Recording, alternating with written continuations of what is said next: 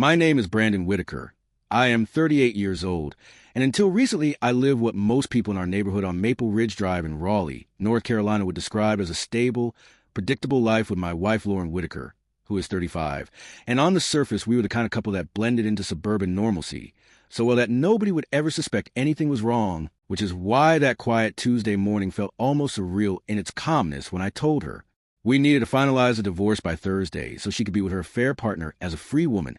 And I sat while standing at our kitchen island, slowly stirring my coffee, watching the light from the window fall across the granite countertop, like it was any other ordinary weekday. I remember how steady my voice sounded, how controlled and almost attached it felt coming out of my mouth, because by that point there was no anger left in me, no dramatic energy, just a kind of clinical resolve that had been forming for months, since I discovered her cheating more than 4 months earlier, and chose not to confront her immediately, choosing instead to observe, document, and prepare, because I knew that if I reacted emotionally, I would lose control of the only thing I still had, which was the ability to make decisions on my own terms. She froze when I said it, her coffee mug halfway to her lips, her eyes narrowing slightly as if she was trying to determine whether I was joking, but I was not joking, and she could tell, because I did not raise my voice, I did not accuse her, I did not throw any evidence on the table. I simply stated that the paperwork was already drafted, that my attorney had been waiting for confirmation, and that Thursday was a reasonable deadline if she wanted to move forward without unnecessary complications. And I said it the same way someone might mention an upcoming dentist appointment, calm and matter-of-fact. The truth is I had known for over 4 months, long enough to go through every stage privately, from disbelief to quiet rage to a cold acceptance that what we had was already over long before I spoke those words aloud. And during that time, I gathered screenshots, phone records, hotel receipts, and timelines, not because I wanted to humiliate her, but because I needed to protect myself legally and financially, and I had already sat across from a divorce attorney 3 weeks prior, laying everything out in precise detail, discussing assets, accounts, the house, and making sure that when I finally spoke, I would not be improvising. What she did not understand in that moment was that the confrontation she might have expected had already happened inside my own head dozens of times, that I had already imagined every excuse she could offer and dismantled it quietly, that I had already mourned the marriage in silence while she was texting in the next room, and by the time I told her to finalize the divorce by Thursday, I was not reacting to betrayal anymore. I was executing a decision. There was something almost liberating about saying it without emotion, about refusing to give her the dramatic scene that might have made her feel justified or victimized, because I did not want revenge, and I did not want closure through shouting. I wanted clarity, and I wanted control, and I had spent weeks rehearsing how I would deliver that sentence, so it would land not as an explosion, but as a conclusion. I continued stirring my coffee even after I finished speaking, listening to the faint hum of the refrigerator, the ticking clock above the stove, the distant sound of a lawnmower somewhere down the street, all those ordinary suburban noises that contrasted sharply with the fact that I had just ended an 11-year marriage in less than 30 seconds. And I remember thinking that this was exactly how I wanted it to happen, quietly, deliberately, without theatrics, because the real work had already been done long before that Tuesday morning. Lauren froze mid-scroll on her phone. The exact second I said his name out loud, Derek Caldwell. It was not the reaction of someone who was confused or falsely accused, but the involuntary stillness of someone whose secret had just been dragged into the open air, and I watched the color drain from her face in a slow, unmistakable wave that started at her cheeks and seemed to settle into a pale tightness around her mouth, her thumb hovering uselessly above the screen, as if her body had not yet processed the fact that the illusion was over. Derek Caldwell, 41 years old, regional sales manager, met at a marketing conference in Charleston last spring. I repeated calmly, not with bitterness but with precision, and the silence that followed felt heavier than any shouting match could have been, because in that silence she understood that I was not guessing, not fishing, not hoping she would slip up, but stating facts I had already verified, cataloged, and stored in a digital folder, labeled simply as evidence. For months I had watched patterns emerge in her behavior that were subtle at first, but impossible to ignore once I stopped dismissing them. The late nights at Brightcore Media that coincided too neatly with out-of-town client visits, the sudden insistence on privacy with her phone that she had never cared about before, the way she would angle the screen away from me even in casual moments, and when I finally allowed myself to look, I did not confront her in a fit of emotion, but quietly gathered what I needed to see the full picture. I had screenshots of text messages she thought she deleted, messages recovered from sync backups that spelled out hotel room numbers, inside jokes, and casual references to nights she had told me she was exhausted from campaign planning. and I had timestamps from rideshare receipts showing pickups nowhere near the bright core media office, but instead outside a bar called a Rusty Anchor, a place I had never heard her mention before, yet could see clearly in the security camera clips I obtained through a contact who owed me a favor. Footage that showed her laughing on the patio with Derek, his hand resting at the small of her back in familiarity that no colleague would mistake for professionalism. There were even photos, crisp and time-stamped, of her entering Derek's condo building on evenings. She had texted me that she would be staying late to finish a presentation. Photos taken not out of jealousy, but out of confirmation, because once I suspected the truth, I needed to see it plainly, without imagination filling the gaps. And the moment I saw her walk through that lobby, shoulders relaxed, head tilted toward him as he held the door, something inside me shifted from doubt to certainty. As I stood there in our kitchen, watching her face pale under the weight of a name she clearly did not expect me to know, I felt no triumph and no dramatic surge of anger, only a quiet acknowledgement that the preparation had been worth it, that every screenshot, every timestamp, every clip from the Rusty Anchor had served its purpose not to humiliate her, but to ensure that when I finally spoke, she would understand that this was not speculation, but documentation. Her breathing grew shallow and her eyes flicked toward the hallway, as if calculating whether denial was still an option. But the look she gave me told me she already knew it was not, because I had not raised my voice or accused her wildly. I had simply laid out the name, the age, the job title, and the context with the same composure I had used when discussing the divorce timeline. And in that moment, the power dynamic shifted quietly but completely, not through shouting or threats, but through the undeniable weight of evidence that made it clear I had known far longer than she ever suspected. Instead of confessing when it became clear that I knew about Derek, Lauren did what I expected her to do, which was reach instinctively for denial as if sheer insistence could reverse documented reality, and she shook her head with forced disbelief, telling me I was imagining things, that Derek was just a colleague, that I was overanalyzing harmless interactions, and she spoke quickly, her sentences tumbling over each other in a desperate attempt to regain control of a narrative that had already collapsed.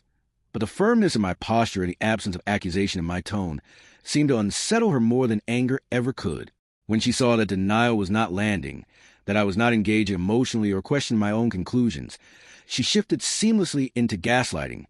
pivoting the focus away from her actions and onto my schedule at Whitaker Design Group, my architecture firm that I had spent over a decade building from a small 2-person studio into a respected mid-sized practice in Raleigh. And she accused me of being absent, of burying myself in blueprints and client meetings, of caring more about commercial contracts and structural renderings than about her feelings,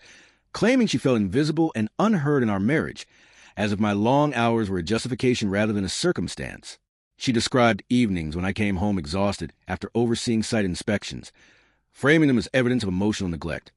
And she spoke about dinners eaten in silence, weekends where I answered emails, and projects that required travel, all presented as though they formed a quiet betrayal of their own, and I listened without interruption because I had already processed this version of events in my head months earlier, understanding that accountability is often uncomfortable and blame is easier to redirect than accept. When I did not react offensively, when I did not apologize or argue about workload or sacrifice, she shifted again, and this time the tears came, sudden and dramatic, her voice cracking as she moved around the kitchen island toward me, hands trembling slightly as she said she did not want to lose our marriage, that people make mistakes, that we could go to couples therapy and rebuild, that 11 years deserved more than a legal deadline. And I watched the transformation unfold with a kind of detached clarity because I had already anticipated the sequence: denial, deflection, desperation. What she did not know, what she could not possibly have accounted for, was that a year earlier I had quietly secured a post-nuptial agreement during what I framed at the time as routine financial planning, and that agreement included a clearly written fidelity clause that she signed without reading carefully, dismissing it as another stack of documents related to tax efficiency and asset structuring, trusting me enough not to scrutinize the details. And I remember the exact moment she signed it, at our dining table,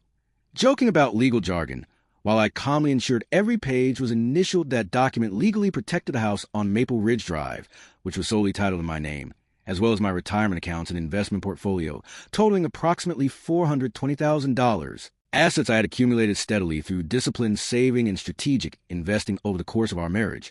And the clause was explicit in its language, stating that in the event of proven infidelity, the violating party waived claim to specific properties and accounts outlined in the agreement. As she stood in front of me crying and asking for therapy, I felt no satisfaction in knowing that the legal groundwork had already been laid, Only a steady assurance that I would not be financially dismantled by emotional manipulation, and when I told her that the postnuptial agreement was enforceable and that I had already discussed it with my attorney, I saw a different kind of realization settle over her, not the fear of losing the marriage, but the awareness that the safety net she assumed existed was not there. In that moment, the conversation stopped being about feelings or reconciliation and became about consequences, and I remained composed because a decision had been made long before that Tuesday morning, and everything unfolding now was simply the final confirmation that preparation, not reaction, had been the right path all along. When I slid the printed copy of the postnuptial agreement across the kitchen island toward her, the paper made a soft scraping sound against the granite that felt almost amplified in the silence, and I watched as her eyes scanned the bolded section outlining the fidelity clause, the language clear and unambiguous, the consequences stated in plain terms that required no interpretation. And I explained in the same steady tone I had used all morning that under the terms she had signed, she would leave the marriage with only her personal savings, which at last review amounted to roughly $9,000, and her car, which was already solely in her name and nothing else. The shift in her expression was immediate and dramatic, as if someone had flipped a switch inside her, and the tears that had been falling moments earlier evaporated into anger so quickly it almost seemed rehearsed, her face flushing red now instead of pale, her hands pressing flat against the countertop as she accused me of setting her up, of planning this behind her back, of manipulating her into signing something she did not fully understand, and she spoke louder with each sentence, her voice rising in pitch as if volume could somehow alter the ink on the page. She said I had been calculating, that I must have anticipated this, that no husband drafts a fidelity clause unless he is expecting betrayal, and I let her words spill out because I had already anticipated this accusation as well, understanding that when people are cornered by consequences, they often reinterpret foresight as conspiracy, and she threatened to take me to court, saying no judge would enforce something so unfair, that she would fight it, that she would drag this out for as long as necessary. I remained standing in the same spot, my coffee now cold beside me, and I informed her calmly that my attorney, Michael Torres, had drafted the agreement with meticulous care, that it had been reviewed for enforceability under North Carolina law, that she had signed it voluntarily in the presence of notary, and that she had been given the opportunity at the time to seek independent counsel, an opportunity she declined because she trusted that it was simply part of routine financial planning. And I reminded her that the document was airtight not because I wished her harm, but because I believe in protecting what I build. Her anger intensified when she realized I was not bluffing, when she understood that this was not an emotional threat, but a legally grounded reality, and she began pacing the kitchen, running her hands through her hair, muttering that she would find a lawyer who could dismantle it, that she would prove coercion or unfairness,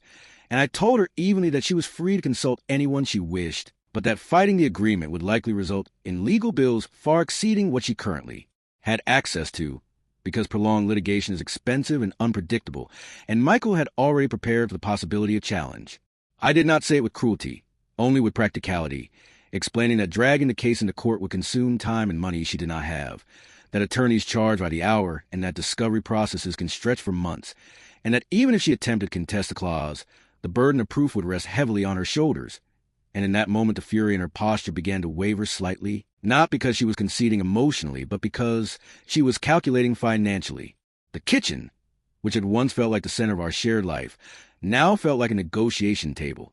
And I stood there not as a husband pleading for reconciliation, but as a man who had already secured his position, and while she continued to accuse me of betrayal in a different form, of planning an escape before she even realized there was a trapdoor beneath her, I understood that preparation is often mistaken for malice by those who never thought consequences would reach them, and I remained composed because every step I had taken over the past year had been deliberate, documented, and legally sound,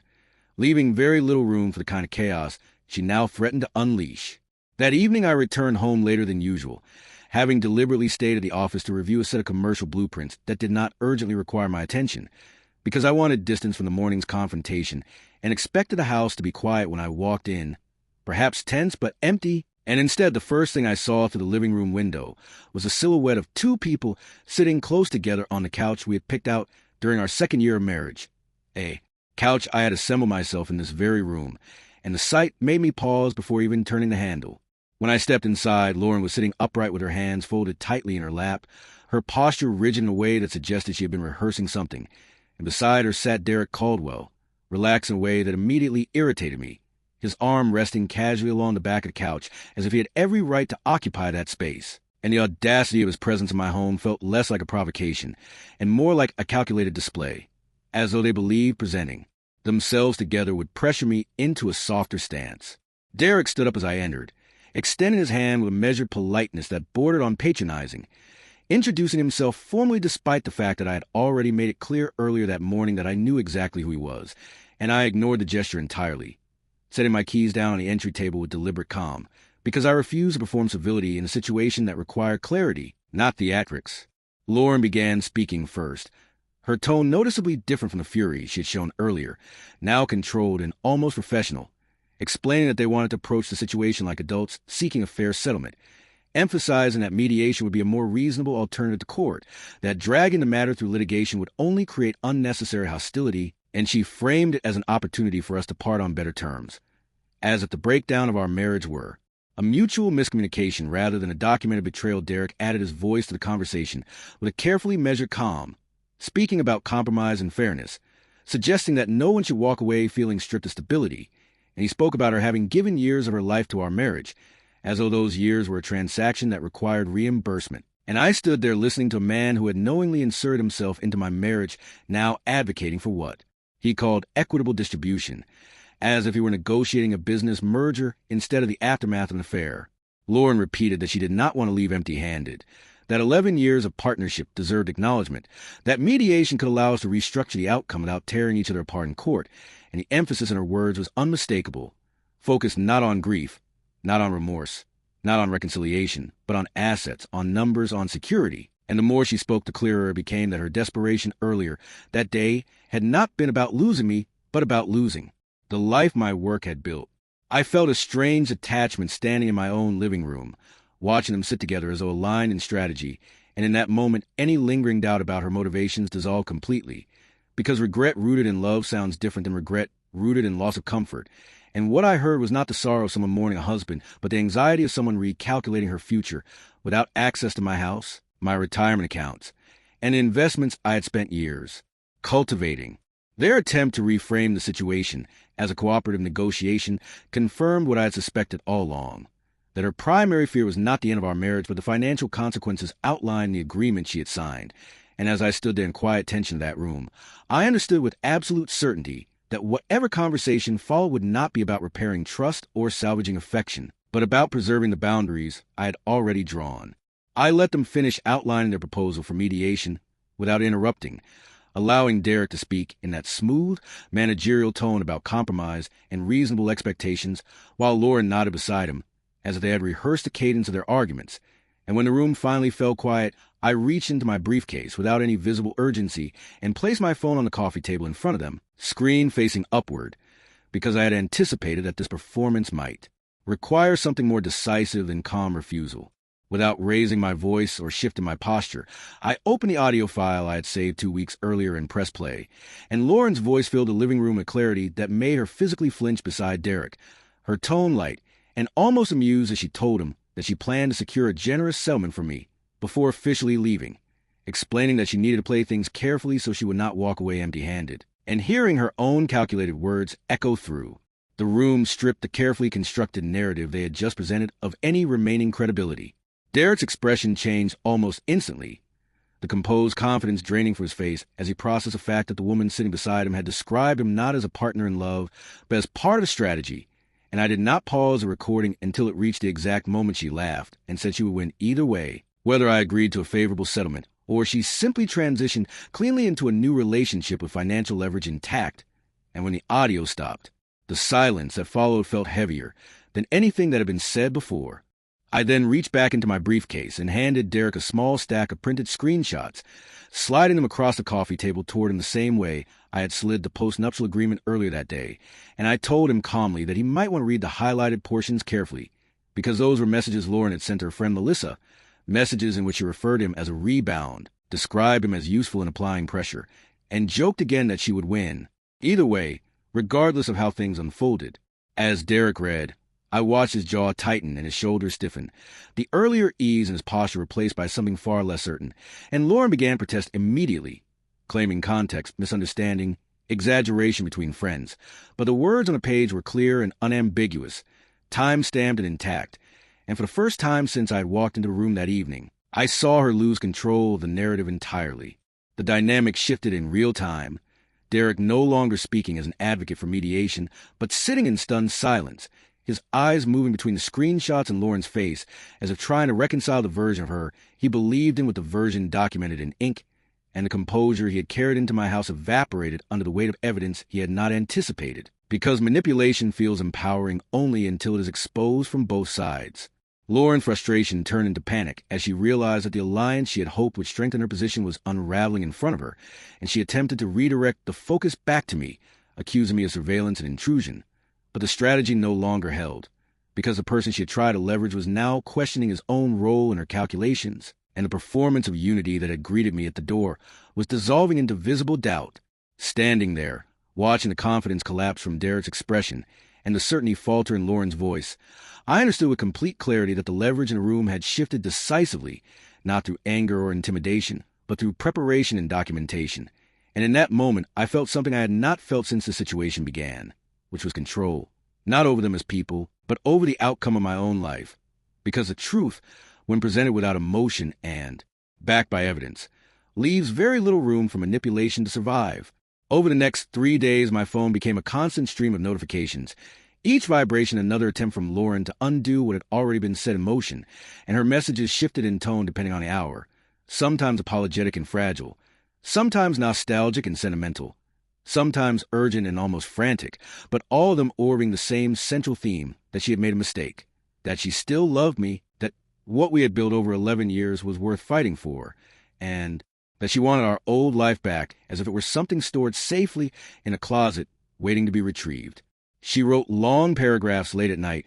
describing memories from our early years, referencing the first apartment we rented downtown, the weekend trips to the Outer Banks, the night we painted the living room walls and ended up covered in blue streaks, and she tried to reconstruct intimacy through recollection, as though carefully chosen nostalgia could override the deliberate choices she had made in secret. And I read every message without responding, not out of cruelty, but because I understood that engagement would only blur the boundary I had worked so deliberately to establish. By Wednesday afternoon, the tone changed again, less romantic and more desperate, telling me she was scared, that she did not know where she would go, that she had panicked and sabotaged something good, and I felt a familiar pull of empathy that had kept me silent for months when I first suspected the affair, but I did not allow that pull to dictate my actions this time, because empathy without accountability is how I ended up in that position to begin with, and I had already chosen clarity over comfort. On Thursday morning, I met with my attorney to finalize the paperwork, and by early afternoon, the documents were formally filed through Wake County Court, each signature placed with steady hands, each page stamped and recorded with bureaucratic efficiency that contrasted sharply with the emotional turbulence of the previous days.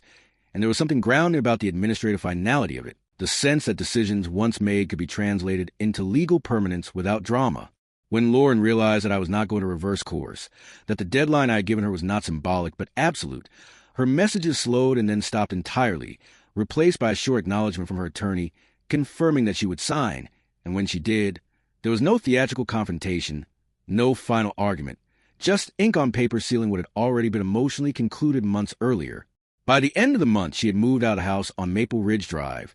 packing her belongings into boxes with the assistance of a rental truck, and leaving behind only the faint indentation on the carpet where her dresser had stood. And I later learned through mutual acquaintances that she had rented a small one-bedroom apartment near Glenwood Avenue, a space significantly more modest than the suburban home she had grown accustomed to. And the contrast was not lost on me. Derek, for his part, cut ties with her completely once he processed the evidence I had shown him, and whatever narrative they had constructed together dissolved under the weight of mutual distrust,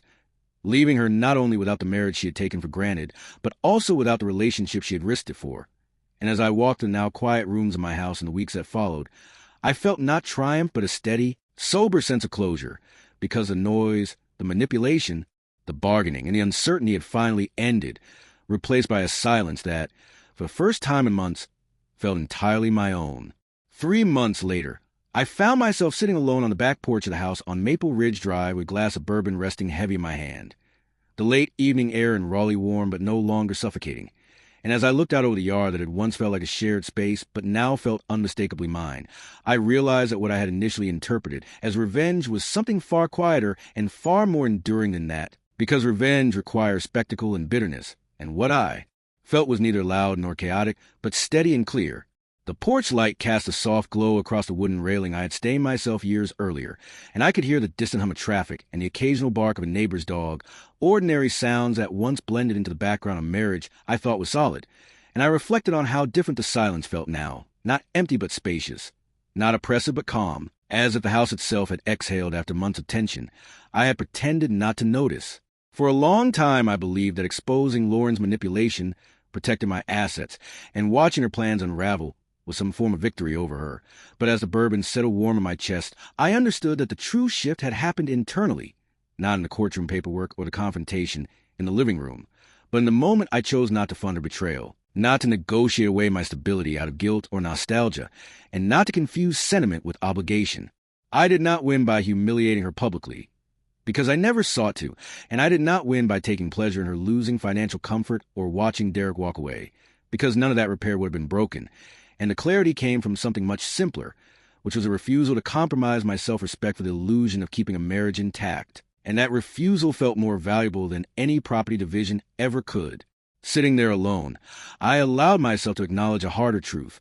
which was that the woman I thought I married, the version of Lauren I constructed in my mind over 11 years, may never have fully existed, and that realization carried a strange mixture of grief and relief, because it meant I had not failed to hold together something real, but had instead let go of an image that did not align with reality. I thought about the early years when everything felt uncomplicated, when shared plans and mutual ambition made it easy to believe we were building something permanent, and I recognized that my disappointment was less about the end of the marriage and more about the collapse of that narrative. Yet even that loss no longer felt sharp, because I had faced it head-on instead of bargaining with it. The bourbon tasted smoother as the evening darkened, and for the first time in years, I did not feel the background tension of wondering what was being hidden from me or whether I was missing something beneath the surface.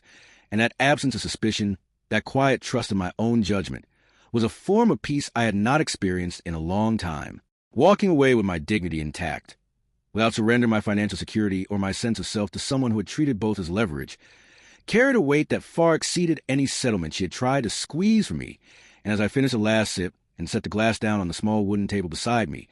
I understood that clarity is not dramatic or triumphant, but steady and sustainable, and in that steadiness, I finally felt free.